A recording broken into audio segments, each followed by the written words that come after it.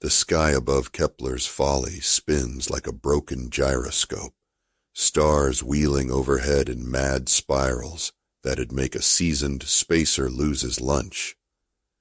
I've been watching it for 3 hours now, pressed flat against the twisted hull of what used to be my ship, waiting for the gravity to decide which way it wants to pull me today.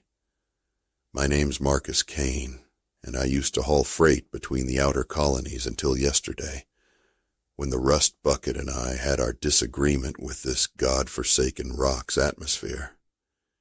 Now I'm counting heartbeats and trying not to think about the 17 other souls who made planetfall with me, or what's left of them. The first body I found was Caine, my navigator. Poor bastard had clawed his own eyes out, muttering about the stars dancing backwards. Found him curled up in a crater, fingers still bloody, grinning at nothing. That's when I knew this place had teeth. Kepler's Folly, that's what the star charts called it, though I reckon whoever named it had a sense of humor darker than a black hole's belly. The planet spins normal enough, but something in its core makes the gravity hiccup every few hours. 1 minute you're walking steady, the next you're floating 3 feet off the ground or pressed so hard into the dirt you can taste iron in your teeth. But it's the sky that breaks minds. Those stars up there, they wheel and dance in patterns that hurt to follow. Your brain keeps trying to make sense of it, to find some rhythm or reason, but there ain't none. It's like watching God have a seizure, and after a few hours, most folks start talking to themselves.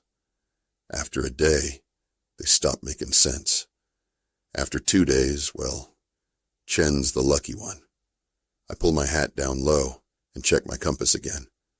The needle spins lazy circles, useless as a politician's promise.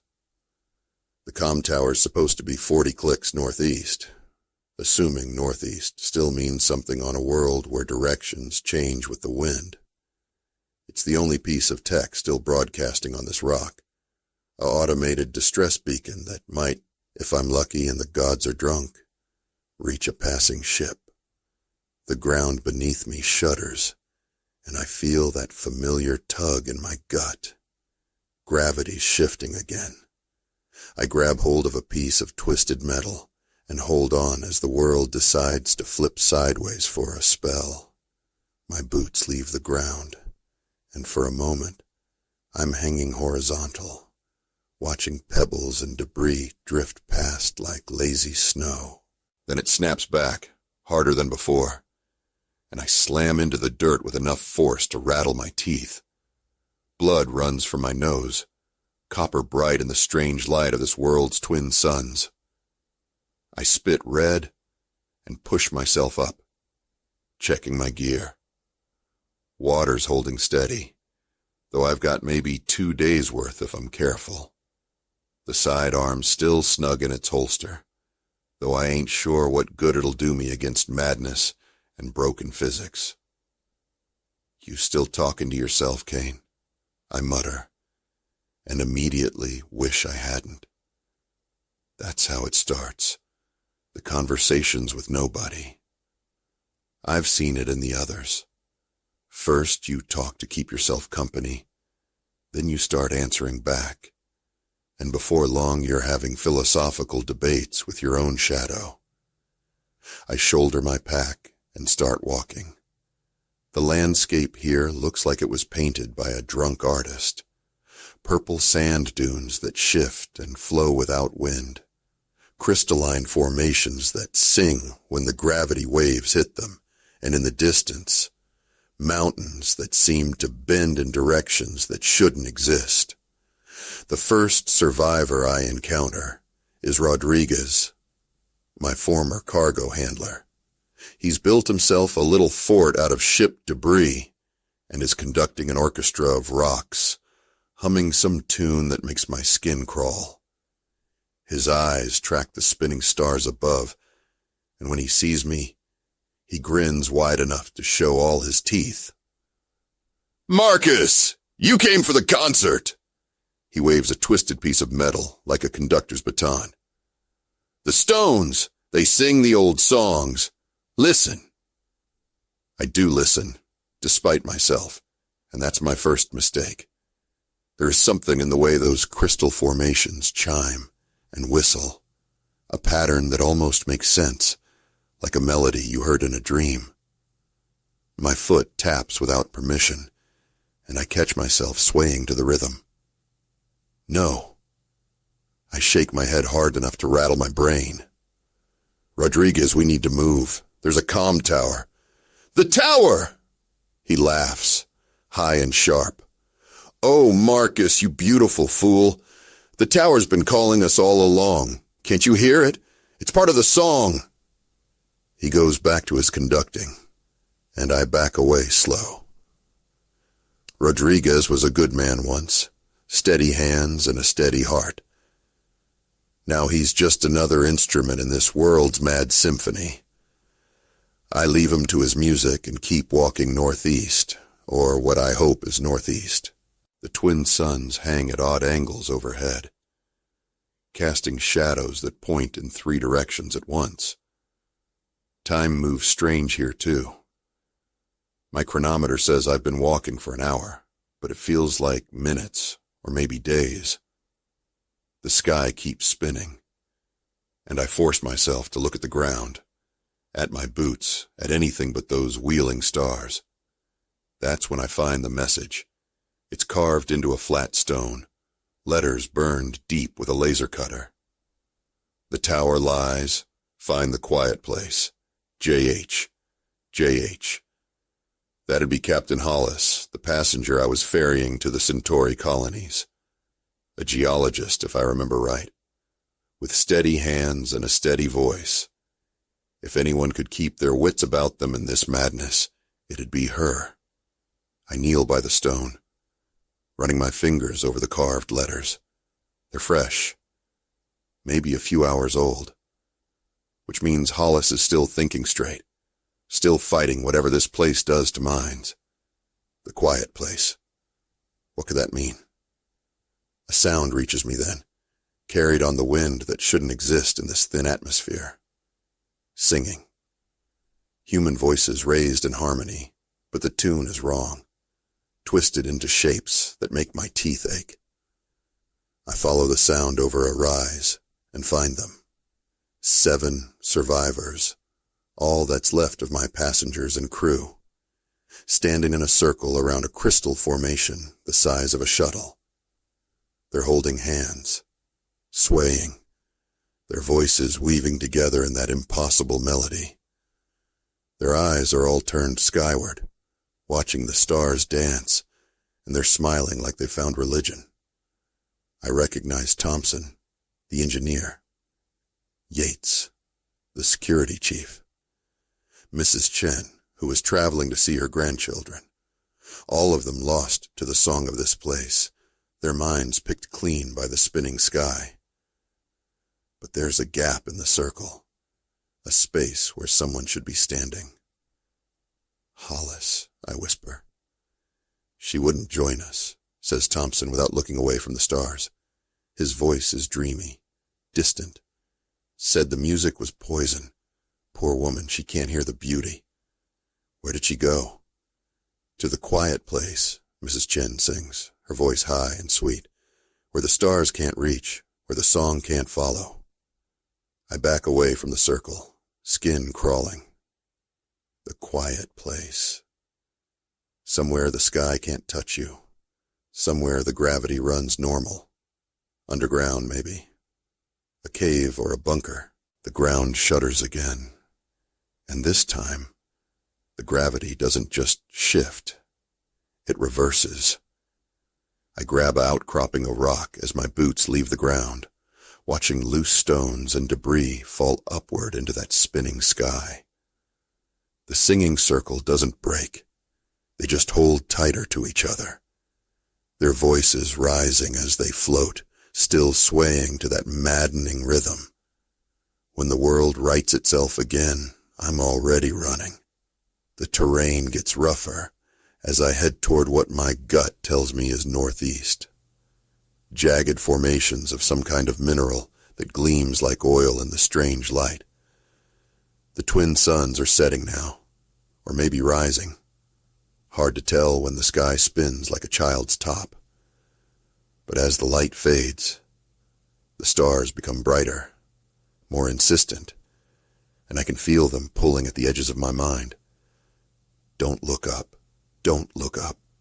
Don't look up. I find Hollis's trail in a patch of purple sand, boot prints leading toward a cluster of those gleaming formations. The prints are steady, purposeful, no wandering, no doubling back. She knows where she's going.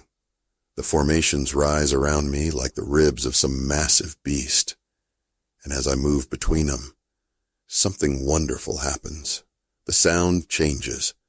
The crystal singing that's been scratching at my brain since I woke up grows muffled, distant, and when I look up, the sky is still, not stopped, but quiet. The stars wheel overhead, but slower, gentler, like they're moving through thick honey instead of vacuum. My shoulders relax for the first time in hours. About time you showed up, Caine. I spin, hand going to my sidearm, but it's just Hollis. She's sitting on a ledge carved into the rock face, looking tired but sane. Her dark hair is pulled back in a practical ponytail, and her clothes are torn but clean. Most importantly, her eyes are clear. "Captain Hollis," I tip my hat. "Good to see you still talking sense." "Barely." She gestures to the space around us. This formation, it's some kind of natural dampening field, cuts down on the gravitational fluctuations, muffles the psychic resonance from those crystals. Psychic resonance? That's my best guess. The mineral formations on this world, they're not just singing, they're broadcasting. Some kind of low-level telepathic field that interferes with human brain chemistry. Combined with a visual disorientation from the sky, it creates a feedback loop, drives people mad. I settle down beside her, grateful for the relative peace. But not you. I've got a neural implant. Old mining injury left me with some brain damage, so they gave me a regulator to keep my thoughts steady.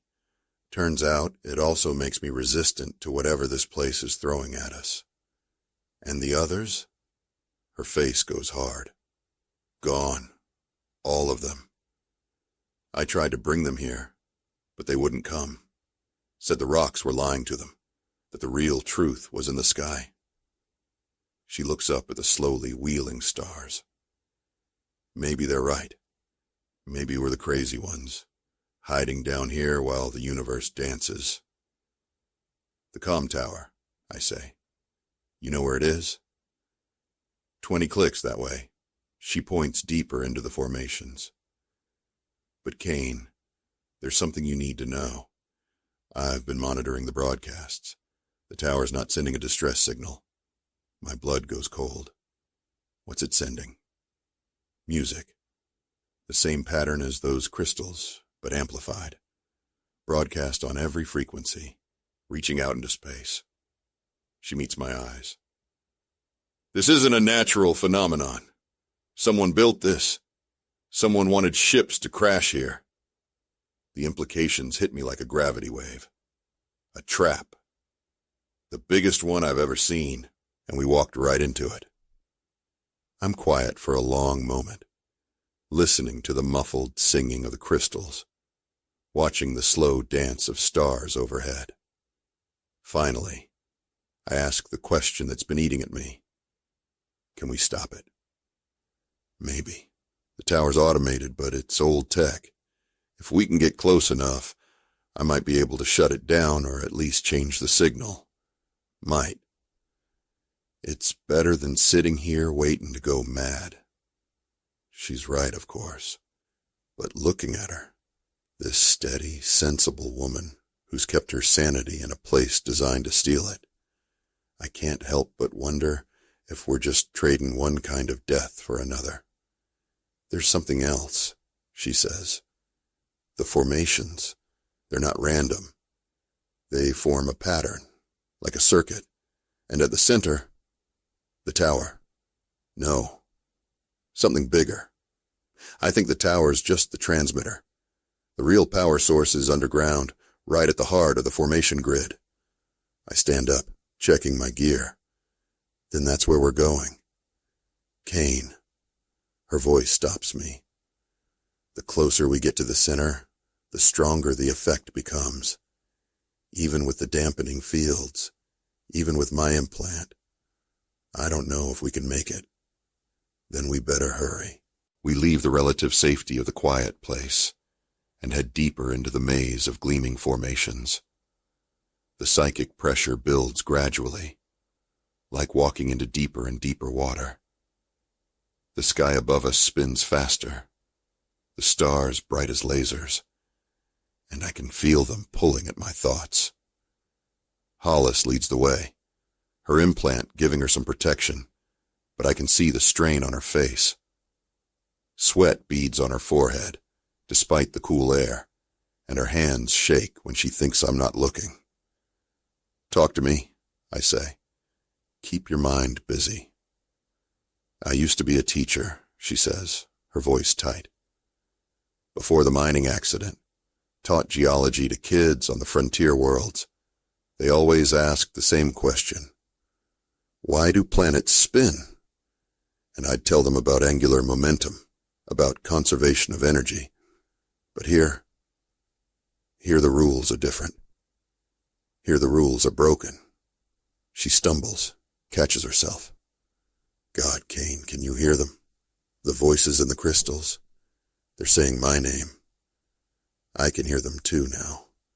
Whispers in a dozen languages, promises and threats and sweet lies. The formations around us grow taller, more complex, their surfaces covered in patterns that hurt to look at directly. And ahead, rising above it all, the comm tower. It's not what I expected. Instead of the usual metal lattice, this tower is grown from the same crystal as the formations, spiraling up into the sky like a frozen tornado. It pulses with inner light, and the sound it makes, that's not singing anymore. That's screaming. The control room should be at the base, Hollis shouts over the noise.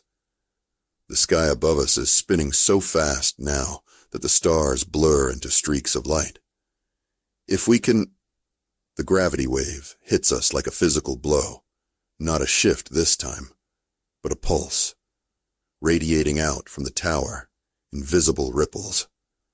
I grab Hollis as we're both lifted off our feet, tumbling through air that tastes of copper and ozone. We hit the ground hard, and I taste blood.